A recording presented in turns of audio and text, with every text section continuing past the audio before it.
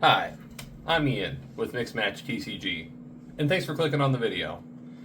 I recently started a card business 30 days ago on TCGPlayer, and I wanted to make this video as part of my documentary of going through this journey, my path, come up with some of my pitfalls, some tips and tricks along the way, and to document what we've done so far. I also want to make this video as some of the future goals of what we're going to do next with the business, plans we have going forward for the next 30 days. So if you're interested in anything like that, stick around.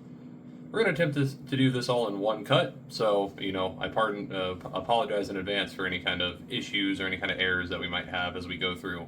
I do have some notes just to kind of keep things flowing. We'll see how it goes. It's my very first YouTube video. A little about me. Got into Pokemon back in October of last year. I was into Magic the Gathering back in 2016, and always kind of wanted to start my own card business. So kind of taking a step here, getting back into collecting to also take the journey of starting that here and see how it goes. I think it'll be a good way to either sustain the hobby or really get into the passion side of potentially owning a business someday. For myself, to get started on TCGPlayer, back to the main point of the video, I ended up selling some stuff that I had from my Magic the Gathering collection back when I played, a lot of bulk rares, things around that $1 to $5 range, and I also started buying some Pokemon collections. One for $240 and then one for $30. Really didn't know a whole lot going into them. Went in open-minded, thinking I'll learn a ton from the experience, and thought the money would be, at least recouped in some way. The one I bought for $240 is kind of the biggest reason I'm here today and have had so much success on TCGPlayer. There was a lot of value in there, as the people really didn't know exactly what they had when they sold it to me, and myself, not knowing a ton, kind of stumbled into one of the best finds that I probably have to start something like this. So, my TCGPlayer account, as it currently sits, has 70 orders. We have shipped and fulfilled 70 total. Cards in total, I think, is somewhere in the 150-ish range at this point. I tried to keep a tally going on the side, but I haven't gotten today's orders in. Past that, we've had 33 positive feedbacks and have managed to get level 3 on TCGPlayer. I contribute a lot of this to just the way we're packaging orders, getting stuff out same the next day, and really just trying to be on top of making sure that all cards are conditioned properly. And that'd be the first thing I'm going to give as a tip here. When you guys are getting started on TCGPlayer, make sure all your card conditions are good and are exactly what they are. You don't want someone coming back to you on a card condition just because there was an extra thing that you overlooked. I personally bought a light that was very high powered and helps me kind of see all the dings and dents in the cards, which has been really useful for the things that are much more valuable and we want to make sure are true to the grade. Number 2 I'd give it advice-wise. To get started, the best thing I found was listing my $1 to $5 cards in a very competitive price range, usually in the first 5 listings that you'll see on the page. Now, you are going to be losing a little bit of your profits here, but it is a good way to get your business going and start getting some positive feedbacks. Moving on, going from there, once I got the Pokemon collection, from selling my Magic stuff, we had gotten to level 2 seller by this point after about a week. Didn't really take too long. At level 2, I started dabbling in adding some Pokemon bulk, some of my Magic bulk, and we've really seen some interesting results with that. As of today, recent order, we had 4 rare candies going out from Paldean Fates, I believe this is. A bunch of bulk that we got from one of our collections. We've also seen average basket of cards increase, so we're seeing people order 5 to 6 cards instead of just the 1 card now that we have about 1,000 cards listed, which has been really nice for business. The biggest thing that I think I've had the biggest pitfall in, and something I'm going to look for some advice from seasoned sellers here, is shipping. As of right now, we use A10 envelopes, as most people have probably recommended. For my first order, I think the box cost me about $47, and we went with the non-self sealings, which, adds a little bit of work, but saves some money at the end of the day. All cards get shipped out, as you guys probably saw, in a penny sleeve with a top loader, which I think the top loader portion is where I have my biggest argument about selling on TCGPlayer right now, and it just comes down due to cost. Once that's all said and done, all orders will get packaged up into a team bag so we can get them shipped out and make sure that they don't shift around too much.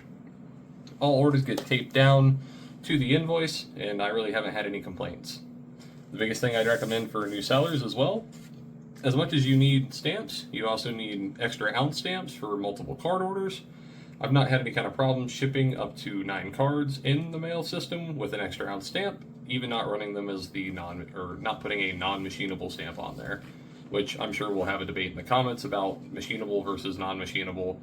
I personally haven't been doing non-machinable stamps, and I haven't had any kind of issues that I know of at this point. Now, other people might say that'll come to haunt me. I guess we'll find out down the road. Getting to the point with shipping, I really want to take a moment and harp back to our top loaders. These things are expensive, guys. I broke down all the cost of everything I'm spending money on when it comes to shipping. And penny sleeves, I've got them down to under a penny at this point. You know, getting started, you might pay 2 pennies per sleeve if you're going to GameStop or a local store. I'd advertise just go buy bulk, and this is probably another tip for anybody getting started. Up front, buy stuff in bulk. You save so much money and time not having to worry about, oh, I gotta go to the store and grab something else. You just have it, and it saves so much headache when you come home after work and you're trying to pack orders up for the first time starting a business. Back to the numbers, top loaders, my most expensive item at 15 cents. And it didn't really look like any way I bought them. It didn't matter if I bought 25, 100, 1,000. I could not find a way to get this much cheaper than about 12 cents. For myself, I've currently been looking into shipping shields, and that's something I think I am going to pursue long term. I have my first order coming in, I believe, I think it's Monday? I have a lot of stuff coming in. Big orders coming in, and shipping shields are on there. We'll see what time they get in, and I'm excited to try them for the next future orders. Let me know in the comments what you guys have had, if you guys have used shipping shields, and your guys' feedback on them. Back to the numbers. Envelopes cost me about 10 cents when breaking them down. Paper, which we use and I'm accounting for with printer. I'm not using a thermal label printer, so we have one for the shipping label and then also one for the invoice. It's about 2 cents. A team bag, the one I bought, cost me about 3 cents per order. And then the stamps are about 73 or 74 cents. Extra ounce stamps, when you have multiple items, those I think are, I have to look again, I think it's 28 cents or something like that. They're a little bit pricey, but I think everything kind of averages out with individual orders versus big orders, and we'll kind of see the numbers work out at the end of the day. For myself, on the accounting side, I'm really just keeping track of supplies and the shipping cost of what people pay on TCGPlayer, which I have set at $1.27. Just gets factored into the profits and net sales, as I think accounting is just a bit easier that way on me. Some fun facts from everything that we've had. The most expensive order that we've had was for $37.27. This was a tag team Clefairy card. Found that in the lot that we bought for $2.40 as well, which is super awesome. Cheapest order was we sold a penny card. Someone literally just bought a penny card with the shipping of $1.27 for a $1.28 total sale. Not a whole lot, but we'll take what we can get, I suppose, and I'm hoping the good feedback comes our way. And we have had one lost order. So this gentleman bought our orders probably back when it was the first 10 or 15. After 21 days of, back and forth with him, after about 2 weeks of not getting it, on the 21st day I decided to refund him. Told him I hope he comes back and visits us as another customer, and I hope his card also arrives. The card was only about $2.50, so not too much overhead on it, but it's something that we do have to factor for. Now, if you guys have stuck around this long, we'll just get right to the numbers, and I'm kind of impressed and kind of shocked with the numbers, as I did not think it'd go this well just after a month on TCGPlayer. In total myself, I've spent about $430 on cost of goods. I'm factoring in the 2 collections I bought. I'm factoring in a little bit of money that I also have to put in for my personal collection of Magic. I think that's just fair for something like this. If you're starting a business, make sure to get yourself paid back for something that you're doing like that, or at least factor in for it. And then on top of that, if you guys saw one of my shorts, we went to a card show, and I purchased about $160 of cards there that we've also been adding to our flipping totals. In total, on TCGPlayer, before all the fees, we've sold $565.15, and after fees, we've sold $468.93. So just barely past break even. I'm sure if we were to factor in all the supply stamps, we're probably just below that line. So, on TCGPlayer, we have not completely broken even on everything that we've got invested, but we're getting very close. Now, what I will add is I did try out Whatnot for 2 streams, and that was semi-successful. I don't know if it's something that I will do long-term per se, but it was something I was interested to at least try.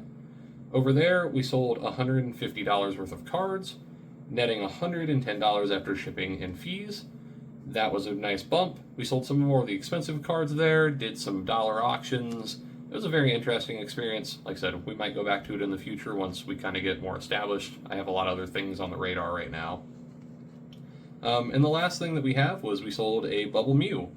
So in that collection for 240 bucks, we ended up finding a Bubble Mew in the lot.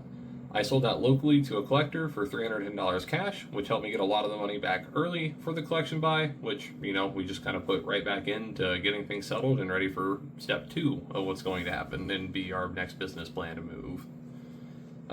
Overall, after all fees and everything was included, our total sales for the month was $894.11. Now, I'm very happy with this number. I think a lot of this comes down to obviously the Bubble Mew kind of boosting us past where we probably should be with just online sales. But overall, we still have a ton listed on TCGPlayer. I have 1,000 cards listed on TCGPlayer with so much more of this collection I don't even know where to begin with. I have 3,000 cards of bulk that we're still semi-sorting through. I still have stacks of rares and an unbelievable amount of older vintage that's in rougher shape, but vintage cards of base set 2, fossil. And I'm very excited to get through those eventually and kind of get those listed for their appropriate grading. Those just take a bunch more time. Overall, solid experience. I'm very excited to see what the next kind of chapter of business looks like for me. Big plans that I'll kind of tell you guys about now. I'm getting much more into the sealed game. The end goal for me is I would like to sell sealed product at competitive rates online. I've been in e-commerce for quite some time, and I really enjoy e-commerce. I enjoy selling singles, but overall, I would like to actually be a sealed seller. Just to get this started, we actually have some booster bundles from Obsidian Flames coming in, along with a very big Magic the Gathering order that I'll just let you guys kind of see when we make the short on when it arrives.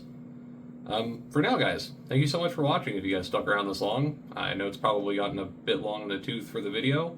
It's my very first one, so if you guys have any kind of critiques, criticisms, please leave them in the comments. And if you guys want to stick around for the journey to see what's next, please drop a subscribe, and I hope to see you next time. Until then, it's been Ian with Mix Match TCG, and we'll see you then.